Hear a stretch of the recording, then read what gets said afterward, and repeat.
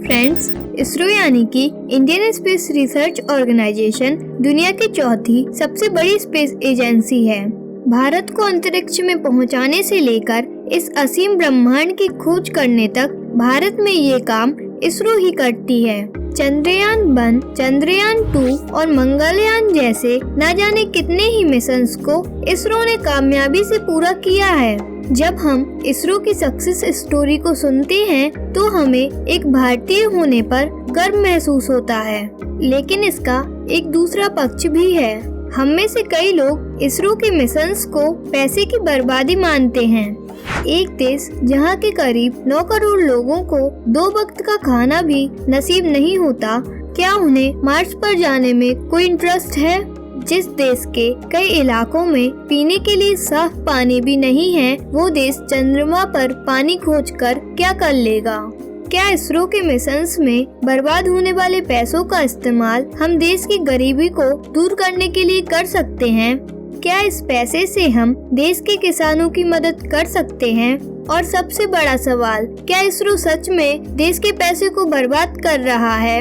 आज के इस वीडियो में हम इन्हीं सवालों के जवाब तलाशने की कोशिश करेंगे। तो फ्रेंड्स, चलिए शुरू करते हैं फैक्ट एंड स्टोरीज का ये वीडियो मेरे यानी अंशिका के साथ।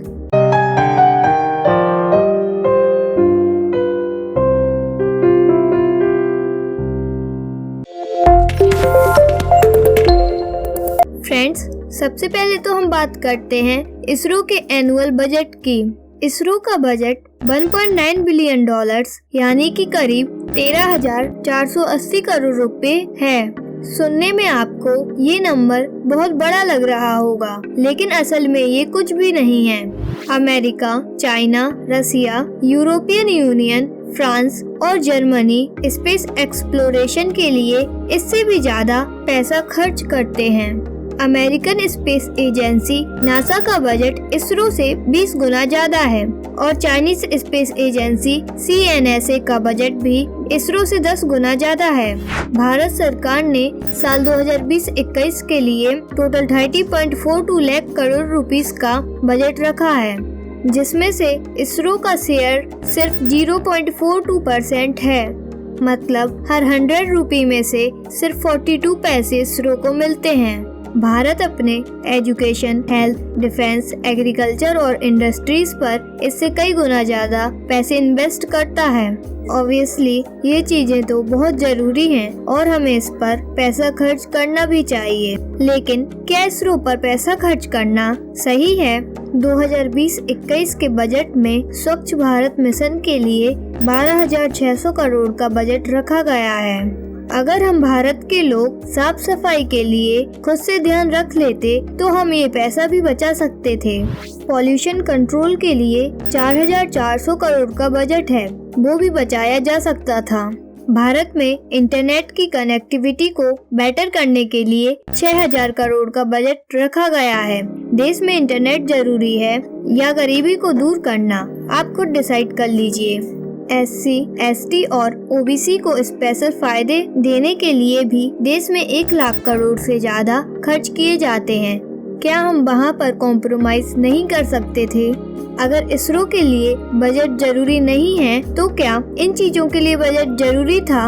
अब आप सोच रहे होंगे कि अभी मैंने जितनी भी चीजों के बारे में बताया है वो तो देश के छोटे से छोटे इंसान से जुड़ी हुई हैं और हर इंसान के लिए जरूरी हैं। लेकिन क्या इसरो का स्पेस एक्सप्लोरेशन सभी के लिए जरूरी है? इससे पहले कि मैं आपको एक कॉमन मैन की जिंदगी में इसरो के इम्पोर्टेंस के बारे में बताऊं, हमें इसरो की कुछ इम्पोर्टेंट अचीवमेंट्स के बारे में जान लेना चाहिए। साल 2008 में भारत के चंद्रयान 1 ने चंद्रमा पर पानी की खोज की थी। इससे हम ऐसा करने वाले दुनिया के पहले देश बन गए थे। 2013 में लॉन्च हुआ मंगलयान मिशन मार्स पर पहली बार में पहुंचने वाला दुनिया का पहला मिशन था। मंगलयान मिशन का बजट करीब 450 करोड़ रुपए था, जबकि भारत की वर्ल्ड फेमस मूवी बाहुबली को बनाने के लिए 250 करोड़ रुपए खर्च हो गए थे और इसे देखने के लिए हम भारतीयों ने हजारों करोड़ रुपए खर्च किए थे। मंगलयान मिशन के टोटल बजट को अगर हम देश की जनसंख्या से डिवाइड करें तो हर इंसान ने इसके लिए सिर्फ 3 रुपए और 30 पैसे खर्च किए थे। वहीं बाहुबली मूवी के लिए हर इंसान ने 17 रुपए और 70 पैसे खर्च किए।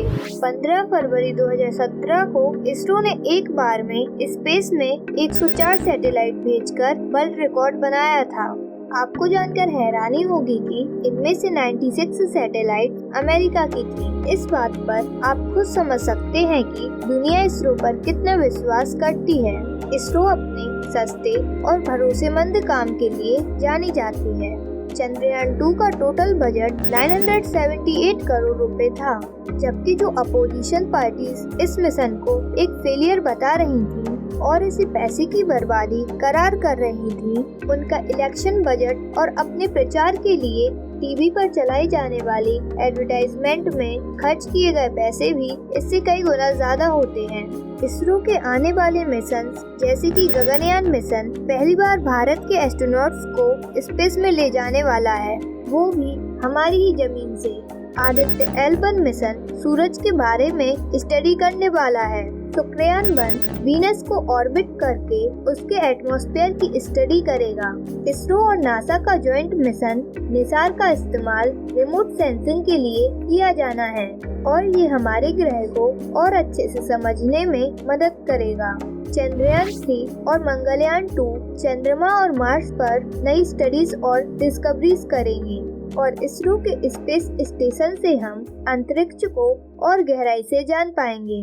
जाहिर सी बात है कि इन सब अचीवमेंट से मुझे और आपको एक भारतीय होने पर गर्व हो रहा होगा, लेकिन इसमें आम आदमी का क्या फायदा है? फ्रेंड्स, सबसे पहले तो आपको अपने दिमाग से इस कंफ्यूजन को निकाल देना चाहिए कि इसरो कोई प्रॉफिट नहीं कमाती है। इसरो में इन्वेस्ट किया गया सारा पैसा इसरो को प्रॉफिट कमाने में मदद करता है।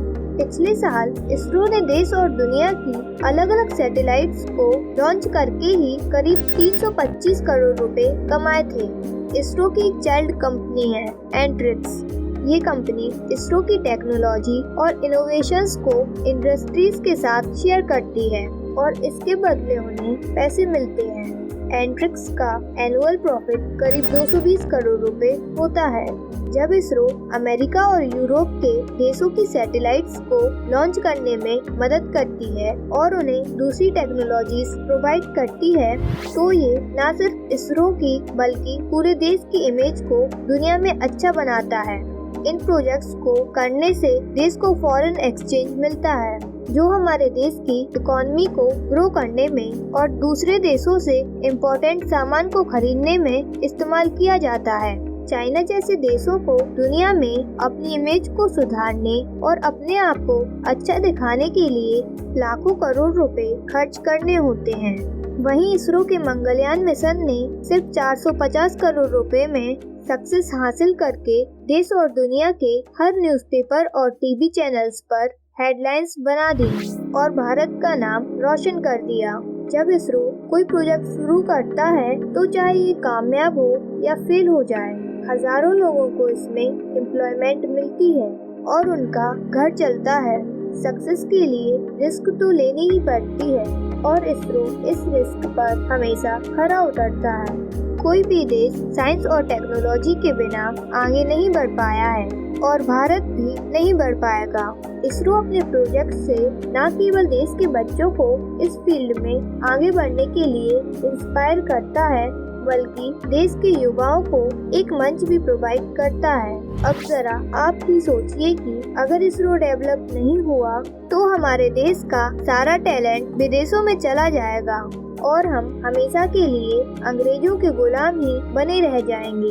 इसरो अपनी इनसेट 3D जैसी कई सारी सैटेलाइट से भारत ही नहीं बल्कि साउथ एशिया के सारे देशों के मौसम और वहां पर होने वाली नेचुरल कैलेमिटीज की प्रिडिक्शन करता है।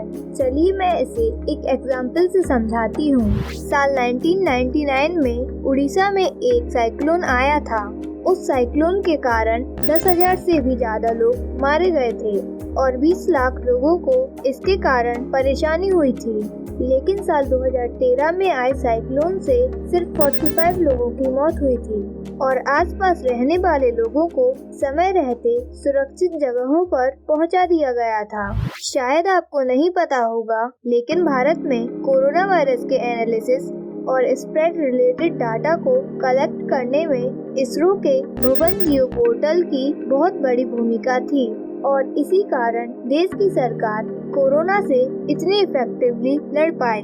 देश की सरहद पर तैनात जवानों के लिए हम सभी लोगों के मन में बहुत सम्मान होता है, क्योंकि वो हर पल देश के दुश्मनों से लड़ने के लिए खड़े रहते हैं।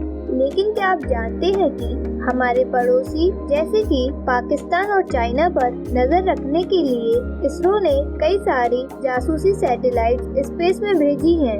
अगर ये ना होती तो शायद अभी तक हम पर कई हमले हो चुके होते और देश को कई जवानों की शहादत देखनी पड़ती।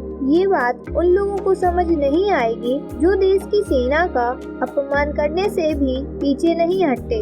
आपके घर में टीवी, कम्युनिकेशन और इंटरनेट के जो सिग्नल आ रहे हैं, उनके पीछे भी इसरो का बड़ा योगदान है। कल के दिन अगर इसरो के स्पेस प्रोब मून या मार्स पर कोई रेयर मिनरल की खोज कर लेते हैं तो भारत एक पल में ही दुनिया के सबसे अमीर और इम्पोर्टेंट देशों में शुमार हो जाएगा।